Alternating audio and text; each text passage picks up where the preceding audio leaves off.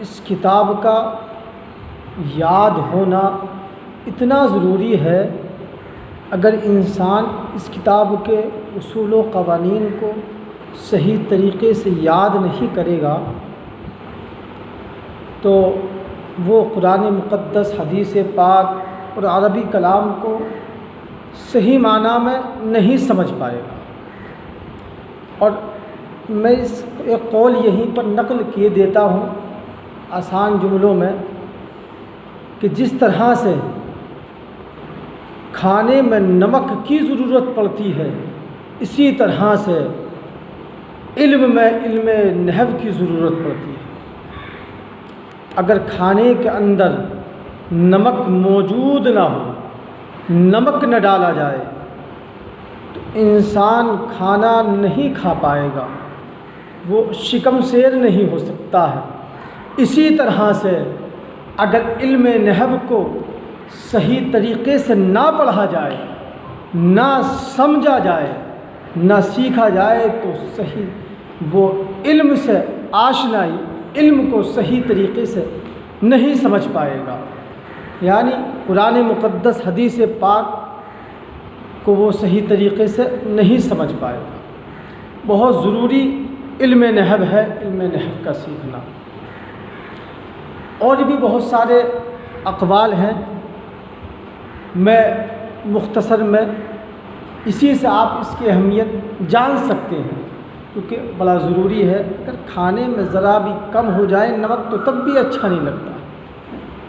اسی طرح سے جب ہم علم دین سیکھ رہے ہیں، اور دوسری بات ایک ہمارا مشن ہونا چاہیے، ایک ٹارگیٹ ہونا چاہیے کہ ہم علم دین حاصل کر رہے ہیں تو ہم صحیح طریقے سے ہی حاصل کریں، کسی بھی فن کو کمزور اور کمتر نہ جانیں، کسی بھی فن کو کمزور اور کمتر نہ جانیں.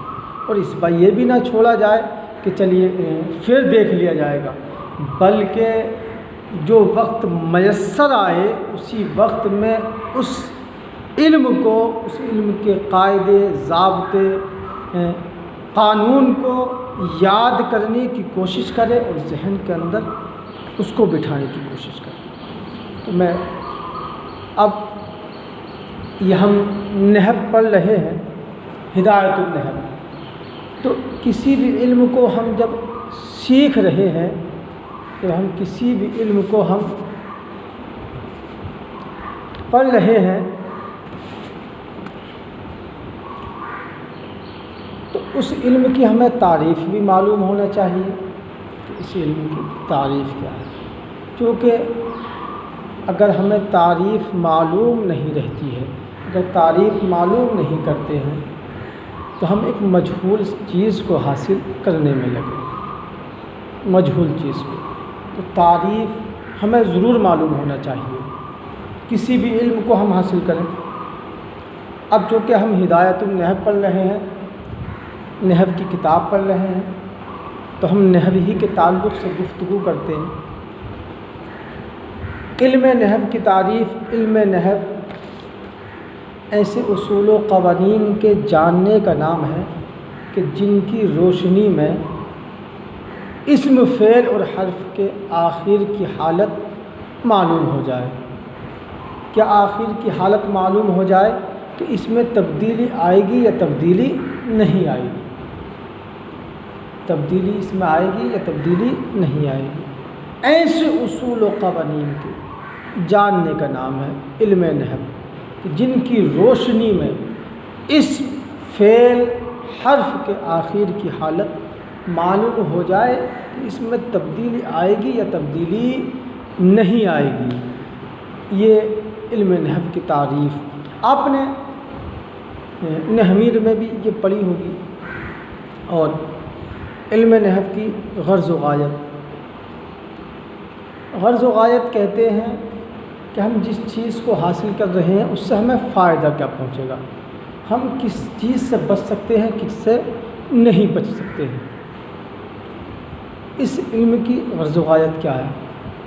تو علم نحو کی غرض و غایت کلام عربی میں لفظی غلطی سے اپنے آپ کو محفوظ رکھنا یہ علم نحو کی غرض و غایت، چونکہ کلام عربی میں یہ عربی کلام میں لفظی غلطی سے محفوظ رکھنا یہ علم کی غرض و غایت، یعنی عربیوں کے کلام کے طریقے پر کلام کو جوڑ لینا، کلام کو ملا لینا، یہ علم نحو کی غرض و غایت کہلاتی ہے۔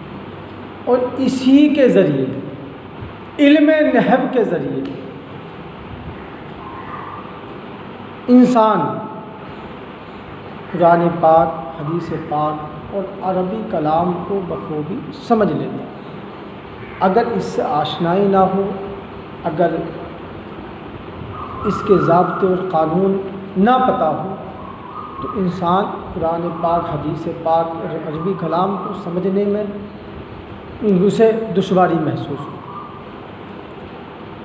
اس علم کا موضوع، علم نحو کا موضوع کلمہ اور کلام ہے۔ علم نحو کا موضوع کلمہ اور کلام ہے۔ ایک بات یہاں پر یہ یاد رکھیں، موضوع وہی چیز قرار پاتی ہے کہ جس علم میں بحث کی جائے۔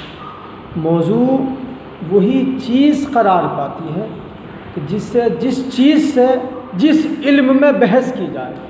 اب چونکہ علم نحو میں کلمہ اور کلام ہی سے بحث کی جاتی ہے کہ یہ کلمہ ہے یا کلام ہے، کلام ہے یا کلمہ ہے، ان دونوں چیزوں سے بحث کی جاتی ہے۔